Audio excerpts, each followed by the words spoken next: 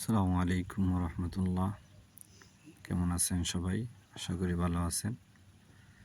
আজকে পবিত্র জুম্মার দিন চলে আসলাম মানের জাতীয় মসজিদে জুম্মা পড়ার জন্য। এত গরম পড়তেছে, প্রায় ৪৫ ডিগ্রি। রোদের দিকে তাকানো যাচ্ছে না। মসজিদে ঢোকার আগ মুহূর্তে ভাবলাম একটু ভিডিও করে নিই। ওই সামনে মসজিদ, এগুলো হচ্ছে পার্কিং না, এটা সৌন্দর্যের জন্য গাছগাছালি, ফুল গাছ, অনেক সুন্দর সুন্দর ডিজাইনের ঘাস এগুলো লাগানো হয়েছে। আর প্রায় ১.৫ কিলোমিটার দূরে আমরা গাড়ি রেখে আসছি। অনেক বড় এরিয়া মসজিদের, তাই আপনাদেরকে একটু দেখানোর চেষ্টা করতেছি। আমরা আস্তে আস্তে মসজিদের দিকে ঢুকবো। এগুলো হলো সৌন্দর্যের জন্য পানির ঝর্ণা দেওয়া হয়েছে। পুরা এরিয়াতেই পানি ঘুরতেছে। আর এটা একটা, আমরা দক্ষিণের গেট দিয়ে ঢুকছি।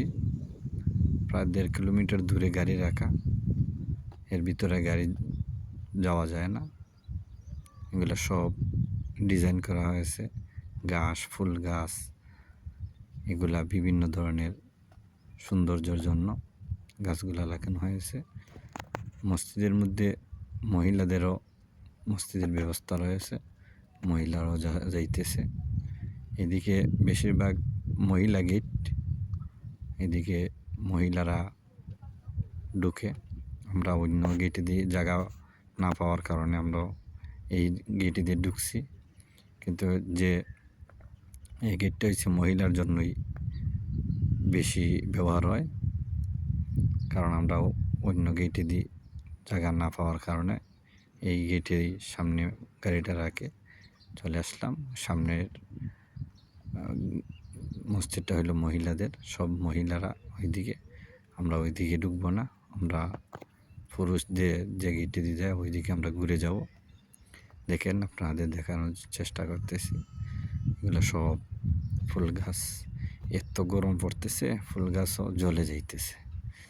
ফুল গাছের তলে তো অনেক কষ্ট করতে হয়, অনেক খরচ করতে হয়, তারপর গরমের জন্য আর উঠতে পারতেছে না, বড় হয় নাই, ফুলগুলা জ্বলি যায়।